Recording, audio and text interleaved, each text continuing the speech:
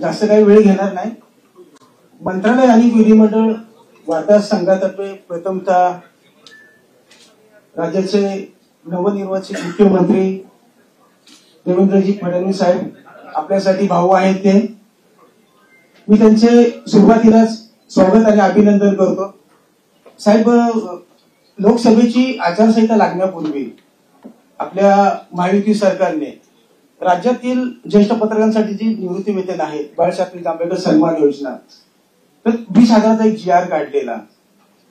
परंतु नंतर आम्ही दादांशी पण नंतर कोऑर्डिनेशन केलं, परंतु काही अंमलबजावणी झाली नव्हती.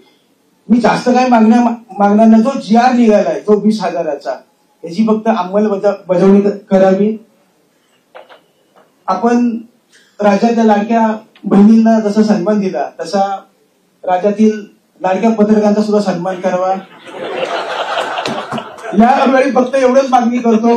याच्या पुढे आपल्या गाठी भेटी होतील त्यावेळेस मी अधिक मागण्या करेन. आणि पुन्हा एकदा मी माननीय मुख्यमंत्री साहेबांचे, दादा वगैरे आले आहेत, सर्वांचे मी स्वागत करतो, अभिनंदन करतो. धन्यवाद. आपल्यासमोर आपल्या अध्यक्षांनी ज्या अपेक्षा व्यक्त केल्या त्या माननीय मुख्यमंत्री साहेब परिपूर्ण करतील असं मी समजतो. फक्त त्यांनी आणखी एक विनंती करतो की गेल्या काही काळापासून 6व्या मजल्यावर होणारी कॅबिनेटच्या नंतरची बैठक पत्रकारांशी संवाद साधणारी ती खूप काळ बंद झालेली आहे. मी माननीय मुख्यमंत्र्यांनी या निमित्तानं विनंती करतो की आपण आश्वासन दिलेलं आहात की खूप चांगलं काम यापुढे होणार आहे. हे काम तात्काळ लोकांपर्यंत पोहोचावं यासाठी ती कॅबिनेट सिस्टम जी आहे आपली ती आपण पुन्हा 6व्या मजल्यावर सुरू करावी अशी मी आपणास विनंती करतो. मी आपले अध्यक्ष माननीय प्रमोदजी डोईफळे यांना विनंती करतो की आपण तमाम पत्रकारांच्या वतीने, मंत्रालय वार्ताहर संघाच्या वतीने माननीय मुख्यमंत्र्यांचा आपण सन्मान करावा.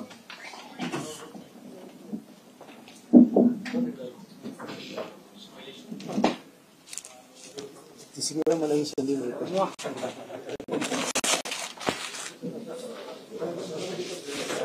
अजून एक जण मिळायला इच्छा आहे.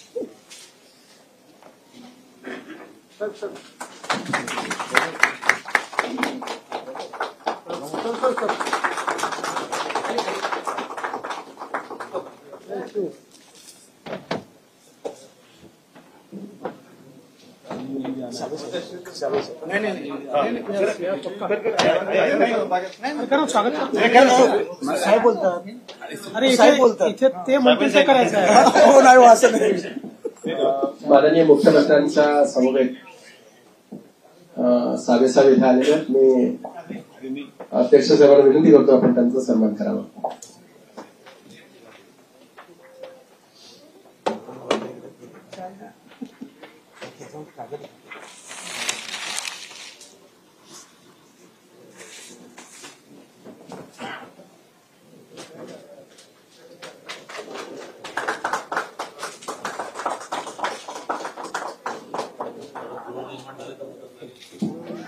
यानंतर आपल्याशी संवाद साधतील माननीय मुख्यमंत्री देवेंद्रजी फडणवीस. पण तत्पूर्वी ते संवाद साधत असताना त्यांच्यामध्ये व्यत्यय होईल असं कोणीही करू नये अशी विनंती आहे.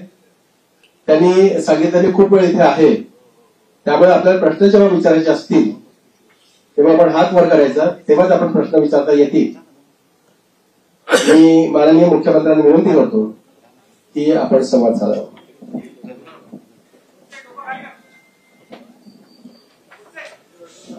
सर्वप्रथम मी मंत्रालय आणि विधिमंडळ वार्ताहर संघाचे अतिशय मनापासून आभार मानतो की आपण आजच शपथविधीनंतर या ठिकाणी मला निमंत्रित केलं आणि आपण सर्वांनी माझं स्वागत आणि सत्कार केला. त्याबद्दल मनापासून आपले आभार आहेत. आणि मगाशी प्रवीणजी आणि प्रमोदजी असं म्हणाले की जेव्हा जेव्हा त्यांची बॉडी असते तेव्हा तेव्हा मी मुख्यमंत्री होतो, 29ला तुमचीच बॉडी यावी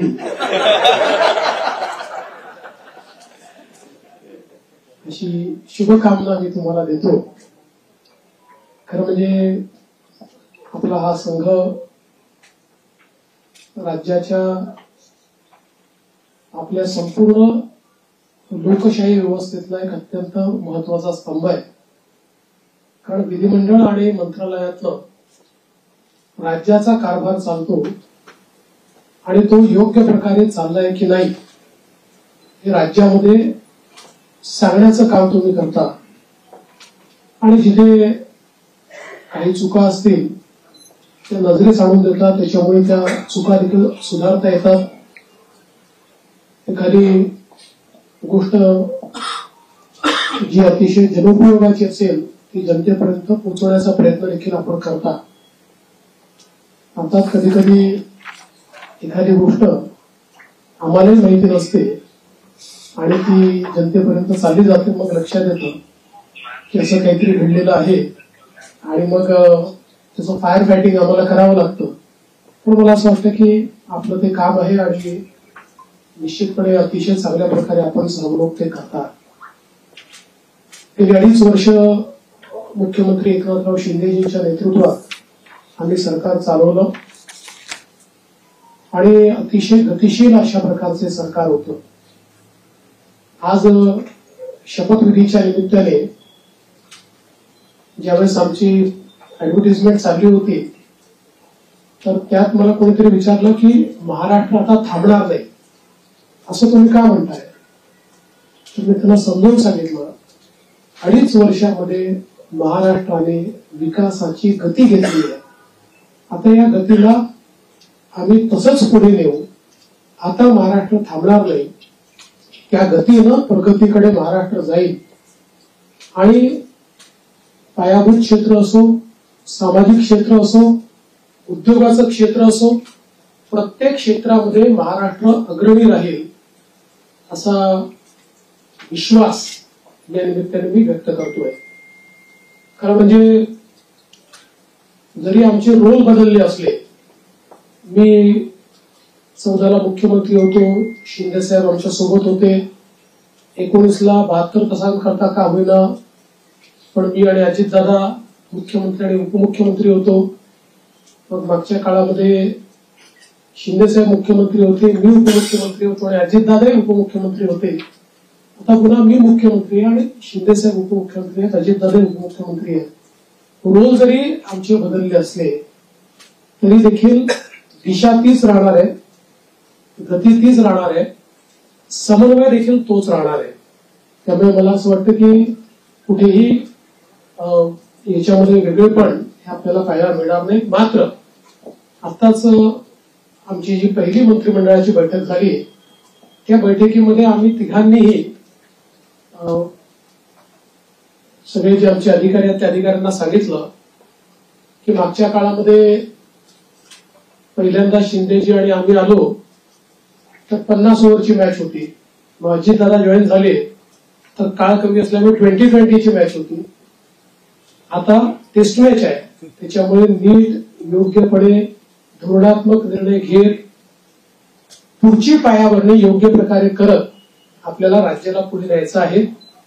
आणि मला विश्वास आहे की वेगवेगळ्या योजना आम्ही सुरू केलेल्या आहेत, वेगवेगळ्या पायाभूत गोष्टी आम्ही सुरू केल्या आहेत. मग इरिगेशन मधले नदीजोड प्रकल्प असतील किंवा ऊर्जा क्षेत्रामध्ये 16,000 मेगावॅटचे सौर ऊर्जेचे प्रकल्प असतील की ज्यातनं शेतकऱ्यांना दिवसा वीज मिळणार आहे, किंवा सामाजिक क्षेत्रातले लाडकी बहीण सारखे प्रकल्प असतील, मुलींच्या जी पूर्वी आम्ही 50% फी द्यायचो त्याच्याऐवजी 100% फी देण्याचा आमचा निर्णय असेल.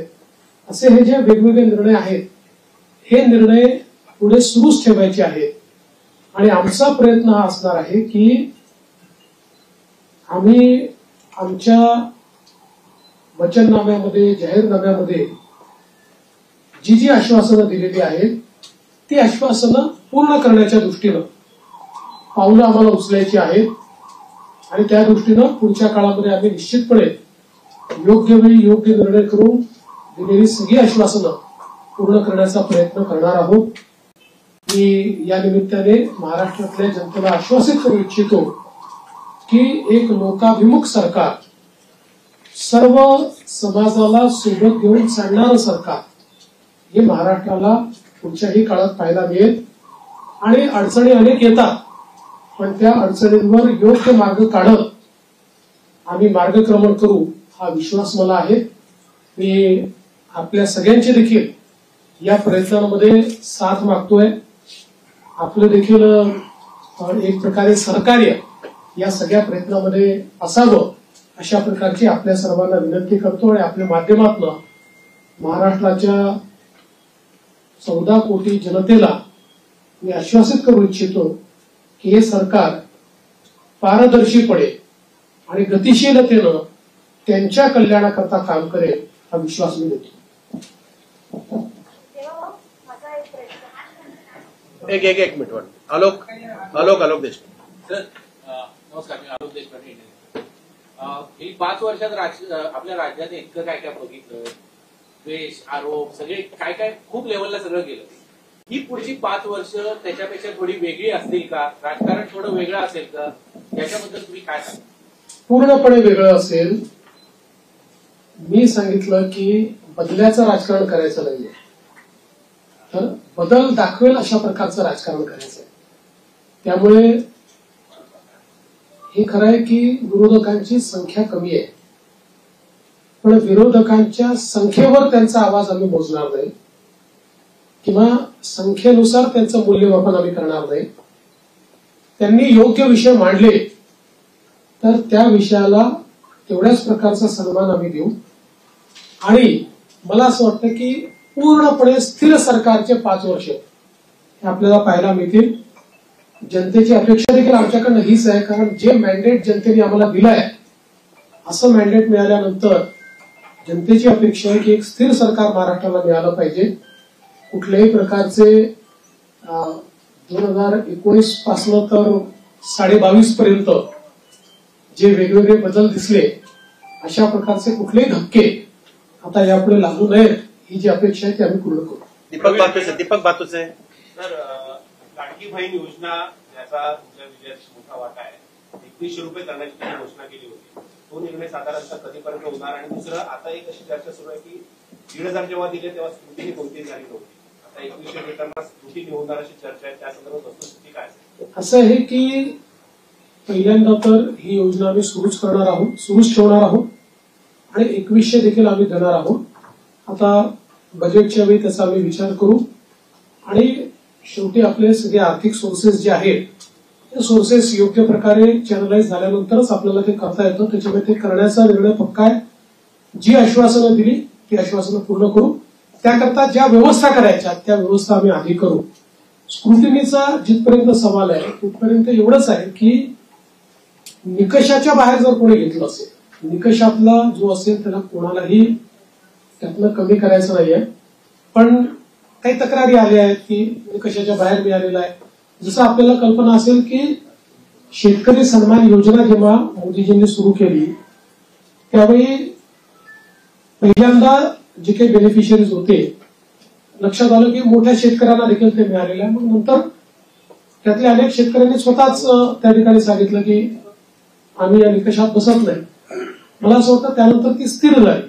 अशाच प्रकारे जर ऍपरंटली या योजनेमध्ये काही ज्यांना आपण निकष ठरवलेले आहेत त्या निकषाच्या बाहेरच्या आमच्या बहिणी मिळाल्या तर त्याचा पुनर्विचार होईल, पण सरसकट काही पुनर्विचार वगैरे करण्याचा विषय नाही. मंत्रिमंडळाचा विस्तार कधी होईल आणि विधानसभा अध्यक्षांची निवड मुंबईच्या अधिवेशनात करायची? विधानसभा अध्यक्षाची निवड ही मुंबईच्या अधिवेशनातून आम्ही करू, कारण नियमच असा आहे की शपथ झाल्यानंतर अध्यक्षाची निवड करावी लागते. अध्यक्षांच्या निवडीनंतर राज्यपालांचं अभिभाषण करावं लागतं. त्यामुळे ती सगळी प्रोसेस आताच आम्ही मंत्रिमंडळाने शिफारस करून राज्यपालांना पाठवलेली आहे की 7, 8 आणि 9 या 3 दिवसात ही शपथ घ्यावी. 9 तारखेला स्पीकरचं निवडणूक करावी आणि 9ला आपण अभिभाषण करावं नियमानुसार. अशा प्रकारची शिफारस आता मंत्रिमंडळाने माननीय राज्यपालांना पाठवली. विस्ताराच्या संदर्भात मला असं वाटतं की जवळपास आमची प्रक्रिया झालेली आहे. माझा स्वतःचा अंदाज असा आहे की नागपूर अधिवेशनापूर्वी आम्ही विस्तार करू. सोनू श्रीवास्तव. मेरा सवाल है कि सब कुछ अच्छा चल रहा था तो इतना डिले क्यों हो गया? और पूर्व बच्चे ने कहा दिक्कत थी कि आज भी मनोबल करना पड़ा. देखिए, ऐसा कोई डिले है ऐसा मैं नहीं मानता। इससे पहले भी 2004 में करीब 12-13 दिन का डिले हुआ था, 2009 में भी करीब 9 दिन का डिले था। तो कई बार हम लोगों को ये समझ लेना पड़ेगा कि कोएलिशन की गवर्नमेंट होती है तो उसमें बहुत निर्णय करने पड़ते हैं। एक पार्टी की सरकार होती है तो निर्णय एक ही पार्टी को करना है। कोएलिशन की गवर्नमेंट में बहुत बड़े पैमाने पर कंसल्टेशन करना पड़ता है। वो कंसल्टेशन हमने किया है, करीब करीब हमारे नंबर्स भी हमने फ्रीज किया है। वो कितने अभी हम नहीं बताएंगे, वो पार्टियां बताएंगी, इसलिए मुझे पूछूंगा। और पोर्टफोलियो को भी अभी हम लोगों ने करीब करीब फाइनलाइज किया है, कुछ थोड़ा बचा है उसमें, वो भी कर लेंगे। तो मुझे लगता है कि अब हमारे सामने जो प्रश्न थे वो प्रश्न धीरे धीरे समाप्त हो। प्रवीण राऊत. सीएम साहेब, मागील महायुतीच्या सरकारमध्ये तिन्ही पक्ष होते. त्या तिन्ही पक्षाकडे जे विभाग होते तेच विभाग राहणार की त्याच्यामध्ये काही बदल होणार? थोडे बहुत बदल होऊ शकतात, फार बदल होतील असं नाही आहे, थोडे बहुत बदल होतील. धर्मेंद्र जोरे. नमस्कार सर. पूर्वीच्या 2014 आणि 19 वेळी आपलं जे शेड्यूल आहे ते आपल्या फ्लॅगशिप प्रोग्रामसाठी धरलं जातं. यावेळी तुमच्या डोक्यात काही अशी कल्पना आहे की मागच्या वेळी तुम्ही एक कायद्याची हमी दिली होती. आज मला आत्मविश्वास आहे की तुमच्या डोक्यात काही काही असेल त्याची जर आज तुम्हाला घोषणा करायची असेल तर आम्हाला सांगा, तर उद्यापासून आम्हाला काहीतरी काही गोष्टी आहेत डोक्यात, पण अजून माझ्या दोन्ही कन्सल्टेशन मित्रांची कन्सल्टेशन बाकी आहे. पण आता माझा फोकस जो आहे ना तो या ज्या काही महत्वाच्या योजना आहेत, जसं नदी जोड प्रकल्प, याचं काम सुरू झालं पाहिजे, याच्यावर माझा भर असणार आहे. सौर ऊर्जेचे प्रकल्प आपण घेतले आहेत, ज्याच्यामध्ये आता रोजची डिलिव्हरी सुरू झाली. आता 60 मेगावॅट तयार झाले, 100 मेगावॅट अजून तयार होत आहेत. कुठल्याही परिस्थितीमध्ये 2026 पर्यंत 16,000 मेगावॅटचे प्रकल्प पूर्ण करायचे आहेत. त्यामुळे ही जी कामं ऑलरेडी हातात घेतली की जी शाश्वत विकासाची कामं आहेत, ज्यातनं शेतकऱ्याचं कल्याण होणार आहे, राज्याचं कल्याण होणार आहे, हे आणि यातला प्रत्येक प्रकल्प असा आहे की ज्याचा नीट फॉलोअप करावा लागतो. आणि नुसते आपण टेंडर घेऊन टाकल्याने होत नाही, अडथळे येतात, ते अडथळे दूर करावे लागतात. त्यामुळे मागच्या काळातली जी आमची एक वॉर रूमची पद्धत होती, माननीय शिंदे साहेबांनी देखील ती सुरू ठेवली होती, पण ती अधिक इफेक्टिव्ह कशी करता येईल असा माझा प्रयत्न असणार आहे की ज्यातनं किमान जे फ्लॅगशिप कार्यक्रम आहेत त्यांच्याकरता आपल्याला ही वॉर रूमची अधिक त्याचा उपयोग कसा करता येईल.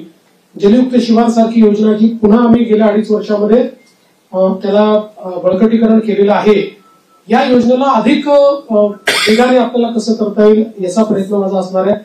त्यामुळे एकूणच ज्याला आपण मूलभूत अशा प्रकारचे जे निर्णय असतात त्या निर्णयावर अधिक भर द्यायचा माझा प्रयत्न असतो. दिनेश मौर्या. 5 साल आपके संघर्ष और परिश्रम के रहे और आज जब आप सिग्नेचर कर रहे थे तो किन भावों से गुजर रहे थे उस बारे में बताइए. एक दूसरा फिजिकल डिसिप्लिन बहुत जरूरी हो इस कार्यकाल में, तो उस चुनौती से निपटने के लिए क्या तैयारी आप? देखिए, मैंने आज जो पहली सिग्नेचर की है वो हमारा जो मुख्यमंत्री आरोग्य सेवा का कक्ष है, उस कक्ष में एक कैंसर रुग्ण को बोन मैरो ट्रांसप्लांट के लिए 5 लाख रुपए मुख्यमंत्री सहायता निधि से देने का निर्णय मैंने किया है. पहली साइन वो मैंने की हुई है. और यहाँ पर हालांकि मेरा अनुभव बहुत है और पिछले 10 सालों से 2.5 साल में विपक्ष का नेता रहा, लेकिन 7.5 साल में सरकार में रहा, तो सरकार का अनुभव भी बहुत है. किंतु जिस प्रकार का मैंडेट इस समय मिला है, मैं ऐसा मानता हूं कि निश्चित रूप से उस मैंडेट का एक प्रेशर, जनता के प्यार का एक प्रेशर हमारे पर है. और मैं उसको महसूस करता हूं कि जब अपेक्षाएं बड़ी होती है तो चुनौती भी बड़ी होती है, क्योंकि लोग आपसे अपेक्षा कर रहे हैं. तो निश्चित रूप से उसका प्रेशर मुझ पर है. और जहां तक फिस्कल डिसिप्लिन का सवाल है, तो निश्चित रूप से उसके ऊपर हमको काम करना ही पड़ेगा, क्योंकि हमने बहुत महत्वाकांक्षी योजना की है. देखिए, क्या होता है कि नॉर्मली आप सोशल सेक्टर में और इंफ्रास्ट्रक्चर सेक्टर में, दोनों सेक्टर में एक साथ काम करते हैं, लेकिन सोशल सेक्टर का स्पेंडिंग ये हम लोगों ने 4 गुना 5 गुना बढ़ाया है, जो मैं ऐसा मानता हूं कि इकोनॉमिक्स में इसको गलत नहीं माना जाता है, क्योंकि इसका भी एक अपना रिटर्न होता है, इसके सोशल रिटर्न भी होते हैं, इसके इकोनॉमिक रिटर्न भी होते हैं, लेकिन उसका प्रेशर जरूर बजट के ऊपर आता है, तो उस बजट को बैलेंस करना ये हमारा काम होगा, हम उसको करेंगे। सदानंद खोपकर.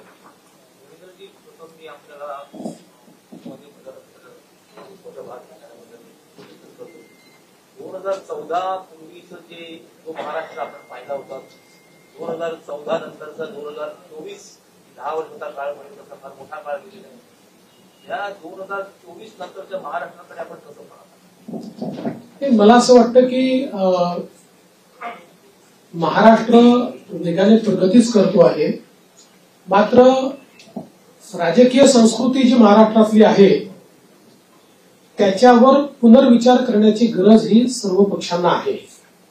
महाराष्ट्रातलं जे राजकीय वातावरण होतं ते आपल्याला योग्य कसं करता येईल याचा प्रयत्न आपण केला पाहिजे. मी शपथविधीच्या निमित्ताने माननीय पवार साहेब असतील, माननीय उद्धवजी ठाकरे असतील, माननीय सुशीलकुमार शिंदेजी असतील, माननीय पृथ्वीराज चव्हाण साहेब असतील किंवा सन्माननीय राज ठाकरे साहेब असतील, अशा सगळ्या प्रमुख लोकांना त्या ठिकाणी स्वतः फोन करून त्यांना निमंत्रण दिलं. त्यातल्या प्रत्येकाने माझं अभिनंदन केलं, मला शुभेच्छा दिल्या. काही व्यक्तिगत कारणाने ती लोक येऊ शकले नाहीत, पण त्यांनी शुभेच्छा दिल्या. मला असं वाटतं की जो राजकीय संवाद महाराष्ट्रामध्ये आणि इतर राज्यांमध्ये आणि विशेषतः दक्षिणेच्या राज्यांमध्ये जे काही अंतर आहे ते हेच अंतर आहे की महाराष्ट्रात राजकीय संवाद हा कधी संपला नाही. आपण अनेक राज्यांमध्ये असं बघतो की 2 पक्षांमध्ये किंवा 2 नेत्यांमध्ये इतका विसंवाद असतो की हिंदीमध्ये ज्याला खून के प्यासे म्हणतो अशा प्रकारची परिस्थिती आपल्याला पाहायला मिळते. की महाराष्ट्रात नव्हती, आजही नाही आणि ती पुढे राहू नये हा माझा प्रयत्न असेल. याला जोडून एक तर तुम्ही राहताय तर मी असं म्हणणाऱ्यांना काय उत्तर द्यावं? मी त्याच वेळेस सांगितलं होतं की राजकारणात सगळेच राहतात, तेही राहतील, मी राहील, आम्ही सगळेच राहणार. संजय बापट. One minute. संजय बापट. संजू एक मिनिट. संजय बापट. पायाभूत सुविधा आवडता विषय असतो. मी महाराष्ट्रामध्ये समृद्धी महामार्ग पूर्ण केला, त्याच्यानंतर याच्या सुरुवात केली शक्तीपीठ महामार्ग. काय पण निवडणुकीच्या वेळी त्याचं भूसंपादन शक्तीपीठ महामार्गाच्या संदर्भात सांगली जिल्ह्यापर्यंत त्याला पूर्ण समर्थन आहे आणि सगळे शेतकरी आमच्याकडे येऊन सांगतात की तुम्ही भूसंपादन करा. सांगली जिल्ह्यातल्या काही भागात त्याला समर्थन आहे, पण कोल्हापूर जिल्हा जिथे सुरू होतो तिथे मात्र त्याला खूप मोठ्या प्रमाणात विरोध आहे. आणि आम्ही ज्यावेळी समृद्धी महामार्ग केला त्यावेळी आम्ही विरोध पत्करून नाही केला, लोकांना समजून केला.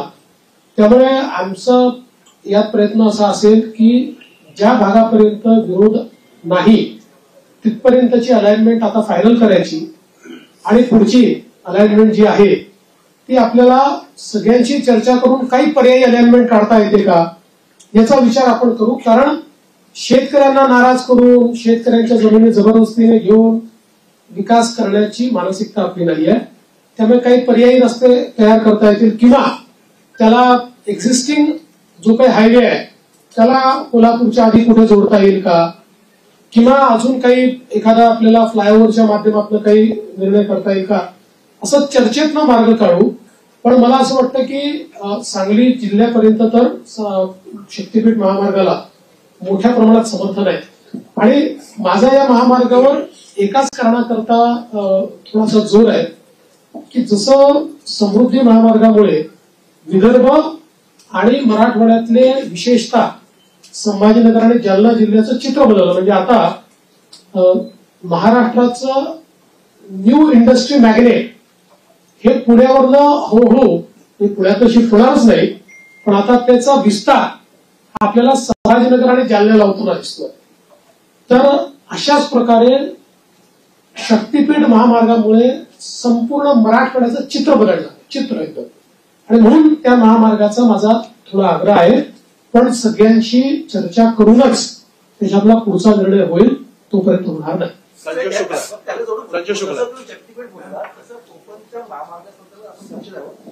नाही, ते असं आहे की तुमची विनंती ही योग्यच आहे आणि मुंबई गोवा महामार्ग याचा विषय काढला की आम्हाला जरा अडचण होते. म्हणजे गडकरी साहेबांनी तर देशाच्या संसदेत सांगितलं की मी देशाच्या कानाकोपऱ्यात जिथे होऊ शकत नाही तिथे महामार्ग केले, पण या एका महामार्गाने मला फार त्रास दिला.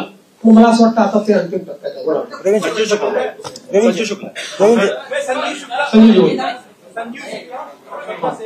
पहले तो आपको तीसरी बार मुख्यमंत्री बनने के लिए बधाई देता हूँ. मैं ये जानना चाहता हूँ कि पिछली बार मतलब आपने जो गृहमंत्री के तौर पर काम अच्छा किया है, लोगों की भावना है आपके मंत्रालय से पास करती, तो वो रखेंगे क्या? दूसरी बात मैं ये भी कहना चाहता हूँ कि लाडली बहनों की वजह से आपको सफलता मिलने में काफी आसानी हुई. राजनीति में इतने व्यभिचारी घुस गए हैं, कई मंत्रियों के ऊपर ऐसे बलात्कार के इस तरह के आरोप लगे हैं, तो क्या आप उनका पेजल देखें उसके बाद मंत्री बनाएंगे या किसी को बना देंगे?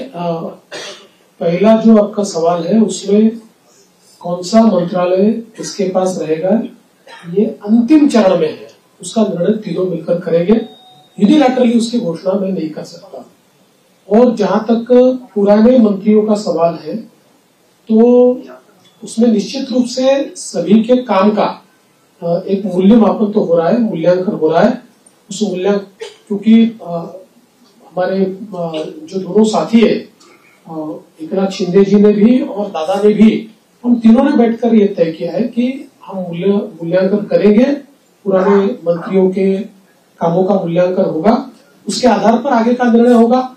और कई बार क्या होता है, देखिए जब मंत्रिमंडल बनता है तो रीजनल बैलेंसेस होते हैं, अलग अलग प्रकार के समाजों का प्रतिनिधित्व होता है. तो इसलिए मुझे ऐसा लगता है कि कई कुछ निर्णय ये देखकर भी हम लोग करेंगे कि भाई पिछले बार उन्होंने कैसा काम किया है. कई बार ये होता है कि किसी ने अच्छा काम भी किया होता है लेकिन रीजनल बैलेंस में क्योंकि 3 लोगों को मंत्री पद बांटने हैं तो आगे पीछे होता है.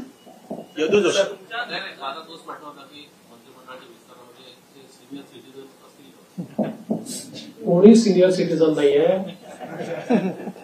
तुम्ही हे लक्षात ठेवा, राजकारणामध्ये जोपर्यंत जनता ठरवत नाही तोपर्यंत कोणी म्हातारे होत नाही, कोणी रिटायर होत नाही. विनोद जगताप सर, मेरा सवाल ये है कि नई इंडस्ट्री लाने के लिए क्या प्रयास होंगे? और पिछले 2.5 साल में आपने देखा होगा कि विपक्ष हमेशा ये चिल्लाता रहा है कि सारे उद्योग गुजरात जा रहे हैं.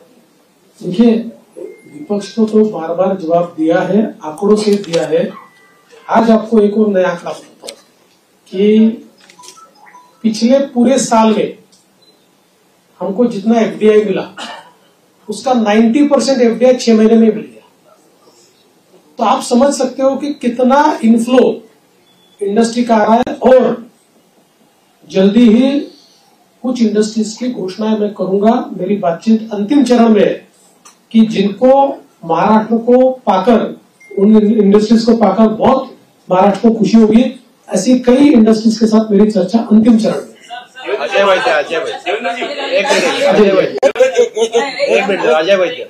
आपण अनेक कल्याणकारी योजना सुरू केलेल्या आहेत. प्रश्न असा असतो की त्याची जी अंमलबजावणी असते त्यावरती अधिक असं बघायला मिळतं की काही जे पात्र असतात पण त्यांना म्हणजे काही तांत्रिक कारणामुळे किंवा नीट माहिती नसल्यामुळे त्याचा लाभ मिळत नाही. म्हणजे जर 100% पैकी 70% लोकांना मिळाला आणि पात्र असून 30% जर मिळत नाही त्यांच्यामुळे ती योजना टिकाऊ होते. तर ह्याची जी अंमलबजावणी जी आहे त्याच्यासाठी एक मॉनिटरिंग सिस्टीम अशी तुम्ही काही सजेशन द्या म्हणून मी सजेशन देतो. चांगलं आहे कराल का तुम्ही?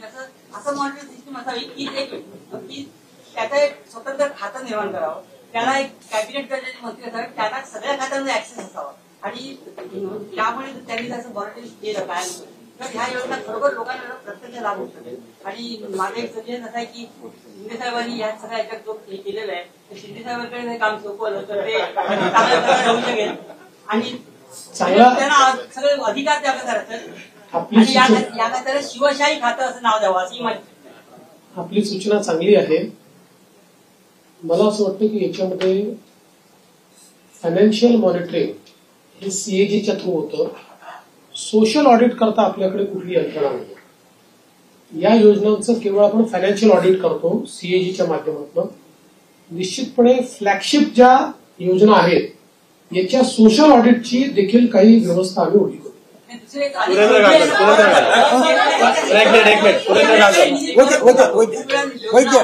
आता आपला निधी परत जात नाहीये, निधी आपण पूर्ण खर्च करतो.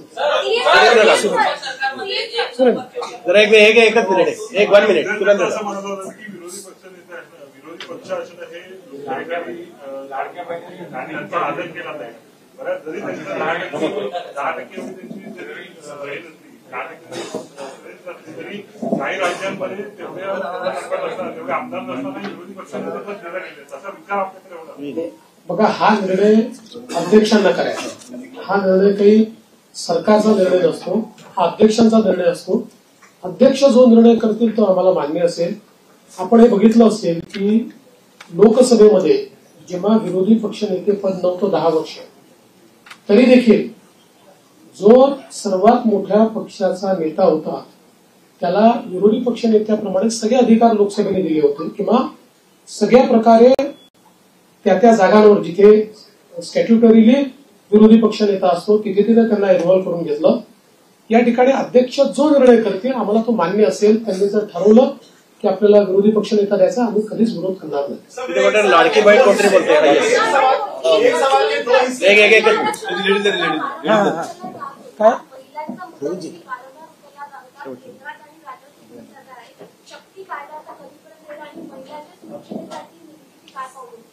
बघा, शक्ती कायद्याच्या संदर्भात प्रॉब्लेम असा झाला की शक्ती कायदा आपला गेल्यानंतर दरम्यानच्या काळामध्ये वेगवेगळ्या डिपार्टमेंटला तो गेला, कारण आपला कायदा हा केंद्राच्या अनेक कायद्यांवर अधिक्षेप करणारा होता आणि त्याचसोबत काही तरतुदी आपल्या ज्या होत्या त्या संदर्भात काही विसंगत निर्णय, म्हणजे त्यापेक्षा वेगळे निर्णय, विसंगत म्हणजे वेगळे निर्णय हे सुप्रीम कोर्टाने दिले होते. म्हणून तो कायदा त्या ठिकाणी चर्चेमध्ये होता.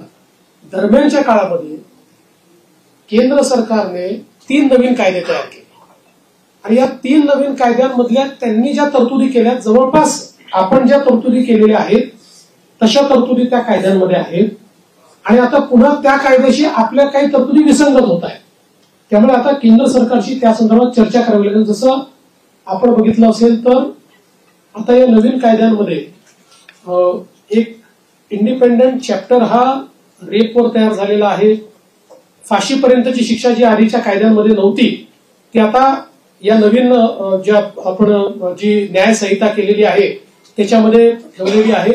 त्यामुळे आता या संदर्भात एकदा केंद्र सरकारशी चर्चा करून आवश्यक असेल तर कदाचित आपल्या कायद्यांमध्ये बदल करावा लागेल. प्रसाद पाटील 1 मिनिट. प्रसाद पाटील एक 1 मिनिट. प्रसाद पाटील एक प्रश्नाचं उत्तर देऊन फक्त एवढं विचारलं, गृह खातं कोणाला कुठल्या पक्षाकडे राहील आणि अर्थ खातं कुठल्या पक्षाकडे राहील? आता आम्ही तिघं मिळून ठरवू. आम्ही आता तिघं मिळून सरकार, त्यामुळे सरकारकडे राहील आणि सरकार चालेल. एबीपी माझा एकनाथ शिंदेची शेवटच्या टप्प्यापर्यंत नाराजी आपल्याला पाहायला मिळत होती. नेमकं कारण काय स्पष्ट झाले का आणि गृह खातं खरंच त्यांच्याकडे जाणार आहे? मी तुम्हाला 100% सांगतो, त्यांची बिलकुल नाराजी नव्हती. मी स्वतः त्यांना भेटलो होतो, त्यांची कुठलीही नाराजी त्याच्यामध्ये नव्हती. नाराजीच्या बातम्या जास्त चालल्या पण कुठली नाराजी नव्हती. उलट मी विनंती केल्यानंतर त्यांनी तात्काळ ते स्वीकार केलं. मी त्यांना विनंती केली की मी म्हटलं मागच्या काळात जेव्हा मला उपमुख्यमंत्री मला सांगितलं तेव्हा मला असं वाटत होतं की मी मुख्यमंत्री आहे तर मी उपमुख्यमंत्री होऊ नये. पण मला नंतर लक्षात आलं की जेव्हा अशा प्रकारचं अलायन्सचं सरकार असतं त्यावेळी प्रमुख व्यक्ती जर सरकारमध्ये नसला तर पक्ष आणि सरकार या दोघांचा समन्वय राहत नाही आणि त्यामुळे त्यांनी ते मान्य केलं. मला असं वाटतं की त्याच्या बातम्या जास्त चालल्या, म्हणजे आमच्यात तर कुठल्याही समन्वयाचा अभाव नव्हता. उदाहरणादाखल सांगतो की गिरीश महाजन समजवायला गेले नव्हते. गिरीश महाजन सहज भेटायला गेले होते. मला गिरीश महाजन त्याला बाहेर आल्यावर समजलं. ते मला म्हणाले बातमी चालली आहे की मी समजवायला गेलो. मला कशाला गेले तुम्ही? पांडुरंग मस्के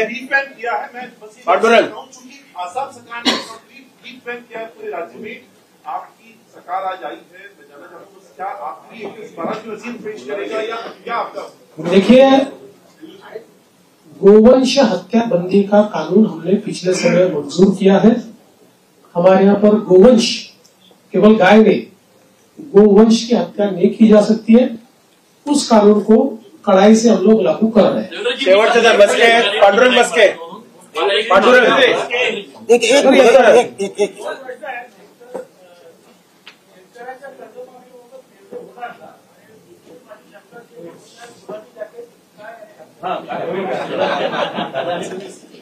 दादांनी शिवून दिलं.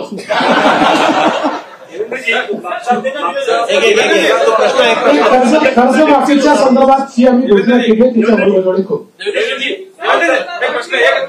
मुंबई के आसपास के कॉर्पोरेशन है, उसके सारे चुनाव 2-3 साल से पेंडिंग है। अब देखिए, सुप्रीम कोर्ट में वो अटके हैं, लेकिन हमारा प्रयास रहेगा। हमने पिछले भी समय सरकार की ओर से अर्जी लगाई थी कि इतने समय इसको पेंडिंग रखना ठीक नहीं है। सुप्रीम कोर्ट ने जो इंडिकेट हमको किया उसमें वो अभी कंटिन्यूस सुनवाई लेंगे, ऐसा उन्होंने कहा है। हमारा प्रयास रहेगा कि जल्दी सुनवाई हो, क्योंकि केवल वहां नहीं, पूरे महाराष्ट्र में ये चुनाव बाकी है। और मैंने बार बार ये कहा है कि स्वस्थ लोकतंत्र के हिसाब से जो स्थानीय इकाई है उसका चुनाव होना बहुत जरूरी है. दीपक कैतके शेवटचा प्रश्न दीपक कैतके. प्रश्न असा आहे की आपला राजकीय संपूर्ण संघटनाचा सगळा संघर्षाचा प्रवास आम्ही बघितला, कव्हर पण केला. आज ज्यावेळेला आपण शपथविधीच्या वेळेला शपथ घेत होता त्यावेळेला नेमकी आपल्या मनात काय भावना होती, कारण काय नेमकं काय वाटतं? मी एवढंच सांगू शकतो की आपल्या सगळ्यांना साईबाबांनी एक मंत्र दिलेला आहे, श्रद्धा आणि सबुरी. शेवटचा प्रश्न प्रेमानंद एक 1 मिनिट.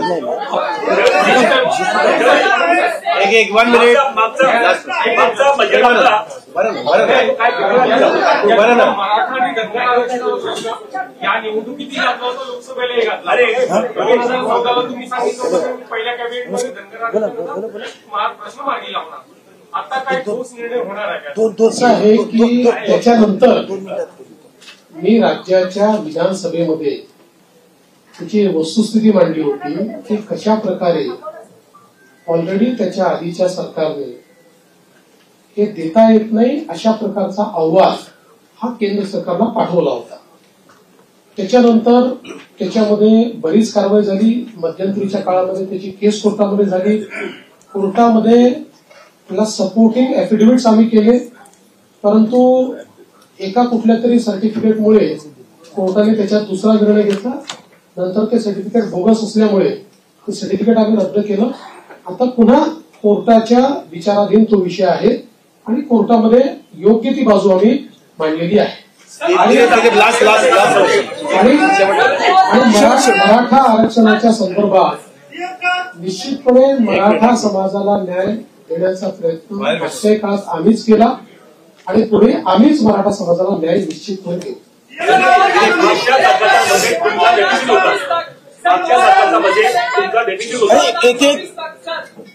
काय 2019 से लेकर 2024 तक खासकर लॉ एंड ऑर्डर को लेकर आपको हमेशा गृह मंत्रालय आपके पास था, विरोधी पक्ष आपको टारगेट करता रहा. पूरा 5 साल का कार्यकाल आपके पास है, मेजोरिटी है. क्या महाराष्ट्र शांत रहेगा? महाराष्ट्र. और दूसरा सवाल, खासकर प्रचार के दौरान भी जात न्याय लड़कता है, कास्ट सेंसस की बात होती है, वरिष्ठवाद ने बार बार की, तो क्या कास्ट सेंसस को लेकर भी सरकार के एजेंडे पर होगी?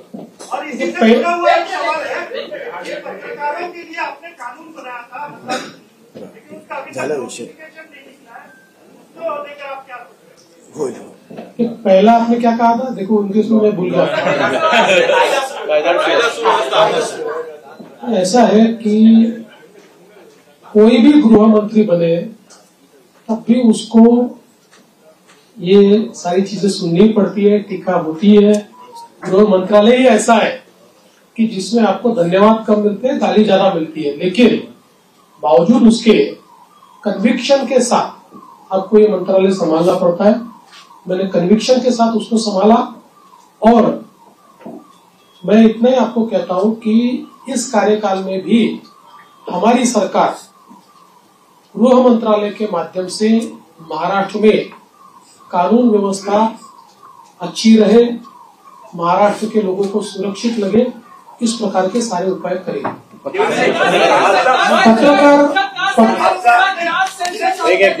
देखिए, भारतीय जनता पार्टी की भूमिका ये बार बार हमने स्पष्ट की है कि कास्ट सेंसस को हमारा विरोध नहीं है। जो पहला कास्ट सेंसस बिहार में हुआ हमारी समर्थन से ही हुआ है। हमारा हमेशा इतना ही कहना है कि कास्ट सेंसस को वेपनाइज मत करो। कास्ट सेंसस का वेपन के रूप में अगर उपयोग किया तो जो माइक्रो समाज है, संख्या में कम समाज है, विशेष रूप से माइक्रो ओबीसीज है, इनके ऊपर उसका अन्याय हो सकता है। इसलिए कास्ट सेंसस अगर करना है तो उसका पहले क्या हमको उसमें से पाना है ये हमने तय करना चाहिए, उस प्रकार से उसको करना चाहिए। उसको राजनीतिक वेपन बनाने की कोशिश अगर होगी तो समाज में विघटन होगा। पत्रकार हल्ल्याच्या संदर्भात जी काही त्या कायद्याच्या संदर्भातली कारवाई बाकी आहे ती स्वतः लक्ष टाकेन त्याच्यामध्ये आणि आपण ते काम करू। आणि त्यासोबत पहिला प्रश्न जो अध्यक्षांनी या ठिकाणी मांडला होता की बाळशास्त्री जांभेकर जी आपली योजना आहे त्याच्यामध्ये आपण 20,000चा GR काढला, पण त्याच्या काही अटी शर्तीमुळे अंमलबजावणी होत नाही, तर पुढच्या आठवड्यातच त्या संदर्भातली कारवाई मी पूर्ण करेन। दिलीप जाधव, आजचा बजेट आपला डेफिसिट होता आणि त्याच्यानंतर ज्या तुमच्या शेवटच्या तुम्ही जाहीर केल्या त्यामुळे अधिकाऱ्यांनी सांगितलं की आम्हाला आर्थिक स्थिती लावावी लागेल। नंबर 1, नंबर 2, कोकणाचं पॅकेज आपण मागितलं ते जाहीर केलं होतं, त्याचा पुढे काय झालं? पहिली गोष्ट अशी आहे की विकसनशील अर्थव्यवस्थेमध्ये बजेट हे डेफिसिटच असतं। गेल्या 20 वर्षामध्ये फक्त मला असं वाटतं 17-18चं बजेट होतं की ज्यात आपण रेव्हेन्यू सरप्लस होतो, बजेट डेफिसिटच होतो पण रेव्हेन्यू डेफिसिट नव्हतं। त्यामुळे डेफिसिट असणं हे काही गैर आहे असं माझं मत नाहीये। फक्त पैसा कशावर खर्च होतो त्यातनं आपल्याला आउटपुट काय मिळतो या गोष्टी महत्वाच्या असतात। आणि तुमचा डेट GDP रेशिओ काय, तुमचं उदाहरणादाखल लोक सांगतात महाराष्ट्रात 7 लाख झालं, 7 लाख कोटी खर्च झालं, पण महाराष्ट्राचा जो अर्थसंकल्प आहे किंवा महाराष्ट्राचा जो GSDP आहे तो आता ½ ट्रिलियनच्या वर गेलेला आहे। त्याच्यामुळे त्याच्याशी जेव्हा तुम्ही कम्पेअर करता त्यावेळी इतर राज्यांच्या तुलनेमध्ये महाराष्ट्र हा आपल्याला चांगलाच दिसतो। अर्थात आता ज्या कल्याणकारी योजना आम्ही घेतलेल्या आहेत त्याचा 2-3% भार हा पुन्हा ऋणभार म्हणून त्या ठिकाणी आम्हाला पडणार आहे, पण त्याच वेळी त्यातनं जे सोशल बेनिफिट मिळेल आणि कॅस्केडिंग त्यातनं जे इकॉनॉमिक बेनिफिट मिळेल त्यातनं पुढच्या 3-4 वर्षामध्ये आम्ही त्याची भरपाई करू शकू। म्हणून मला असं वाटतं की फार याची चिंता करू नये की डेफिसिट आहे, याची चिंता केली पाहिजे की डेफिसिट कशामुळे होत आहे। जो पैसा चाललाय तो सामाजिक क्षेत्रात किंवा इन्फ्रास्ट्रक्चरच्या क्षेत्रात योग्य वापरला जातोय की नाही तो प्रयत्न आम्ही करू।